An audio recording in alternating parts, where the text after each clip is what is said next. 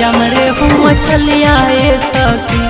जाने कैसे अइले गगरिया में रेहू मछलिया ए सखी। पानी भरे गेलिए हम गगरिया ए सखी। हाँ हाँ गगरिया ए सखी। जाने कैसे अइले गगरिया में रेहू मछलिया ए सखी। जाने कैसे अइले गगरिया में रेहू मछलिया ए सखी।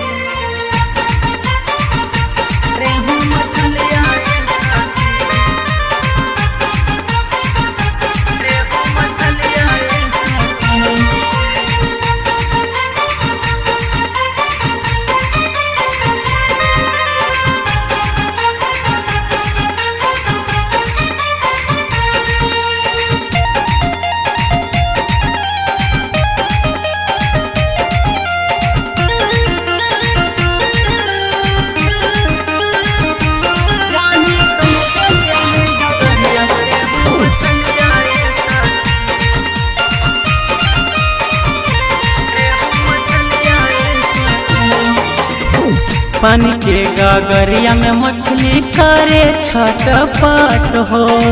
कैसे लगिए हम गगरिया लागे बड़ी डर हो। लागे बड़ी डर हो। लागे बड़ी डर। अरे सखी पानी के गगरिया में मछली करे छटपट हो। कैसे लगिए हम गगरिया लागे बड़ी डर हो। कितनो साफ करके भरल रहले बलैया। हाँ हाँ रहले बलैया। जाने कैसे अइले गगरिया में रेहू मछलिया ए सखी। जाने कैसे अइले गगरिया में रेहू मछलिया ए सखी।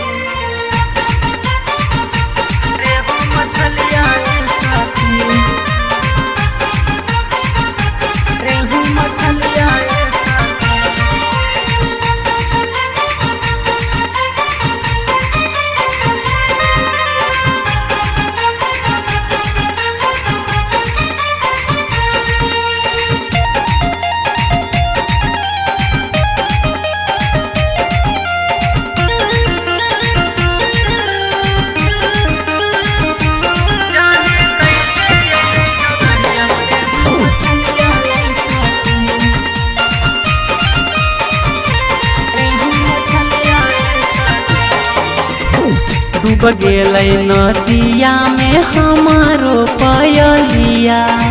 सोचती कि छाक लेबै हमहू गगरिया।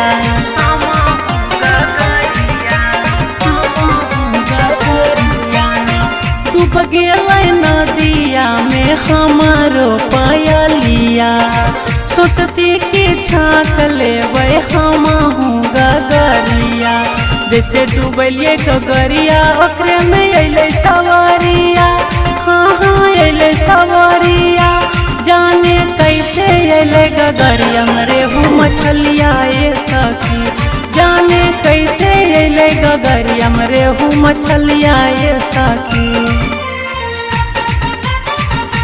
रेहू मछलिया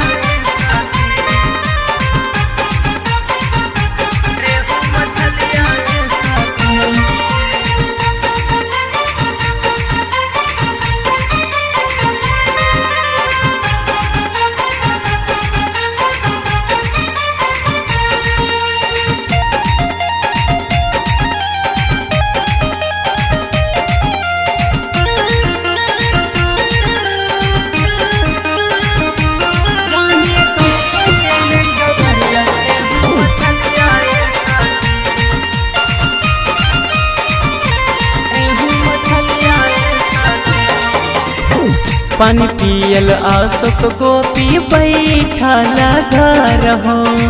कैसे दिए मछली के पानी लागे बड़ी डर हो।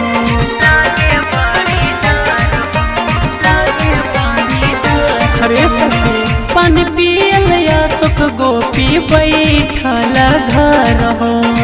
कैसे दिए मछली के पानी लागे बड़ी डर हो।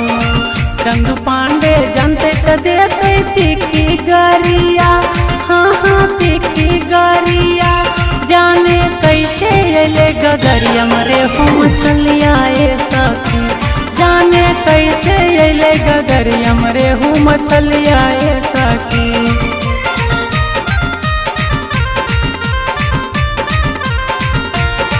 जाने कैसे अइले गगरियम रेहू मछलिया